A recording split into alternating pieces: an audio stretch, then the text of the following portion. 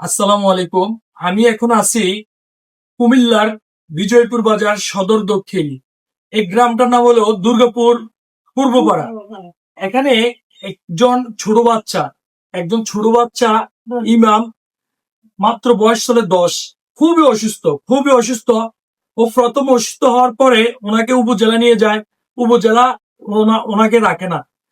এখান থেকে নিয়ে যায় কুচাইতলী মেডিকেল কলেজে, এখানেও রাখে না। পরে ঢাকাতে নিয়ে যায়। ঢাকাতে চিকিৎসা করতে অনেক টাকার প্রয়োজন, এই কারণে ছেলেটাকে বাড়িতে নিয়ে আসছে। এখন এই ভিডিওটা আপনাদের সামনে যদি যায়, আপনারা সর্বোচ্চ শেয়ার করবেন। এই ভিডিওর কারণে এই ছেলের প্রাণটা বেঁচে দিতে পারে। আপনি তো ছেলের দাদি হন, তাইলে আপনি এই প্রবাসী ভাইদের কাছে এবং কি দেশবাসীর কাছে কি কামনা করেন একটু বলেন। আমার নাতি অসুস্থ বাবুরে, আমার নাতির বাচ্চা লাগি আপনারা সাহায্য করেন, আমার কাছে সাহায্য রাখবো নাই। আমি গত মঙ্গলবার দেখা পাইছে অসুস্থ, বুধবার আমিও যেতেছি রাহে না, খাওয়ার নিচে কুচাতলি মেডিকেলে রাহে না, খাওয়ার নিচে ডাক্তার মেডিকেলে রাহে না। ও টাকা লাগিয়ে হারি না, আমার নাতির চিকিৎসা করতাম। আমি কষ্ট করে রক্ত যায়, আমার নাতির অনেক বড় শিশুতে নিতে ডাক্তার, শিশুতে আমি টাকা হইতে পারি না।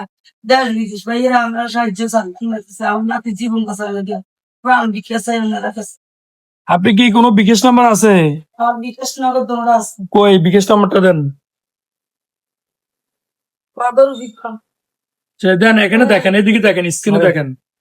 এই যে বিকাশ নাম্বারটা ওনার, হ্যাঁ, ছেলের দাদির।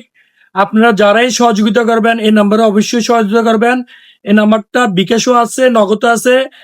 নাম্বারটা আমি মুখে আবার বলে দিচ্ছি, 018402641555। এই নাম্বারে আপনার টাকা দিয়ে এই ছেলের জন্য, ইমাম হোসেনের জন্য আপনারা সহযোগিতার হাত বাড়িয়ে দিতে পারেন। আপনি কিছু বলবেন না আপনি পারাবতী হিসেবে? আমার ভাই পুত্রের জীবন ভিক্ষা চাই আপনার কাছে। আপনারা সবাই আমার ভাই পুত্রে বাঁচান, সাহায্য করেন। মামা আপনি কিছু বলবেন?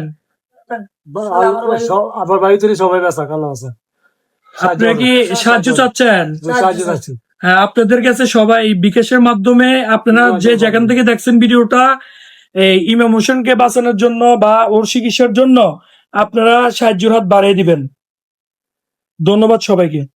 আপনারা যদি এই ভিডিওটা সর্বোচ্চ শেয়ার করেন, তাহলে আপনাদের শেয়ারের উচুলে কিন্তু এই ছোট ছেলের জীবনটা বেঁচে যেতে পারে।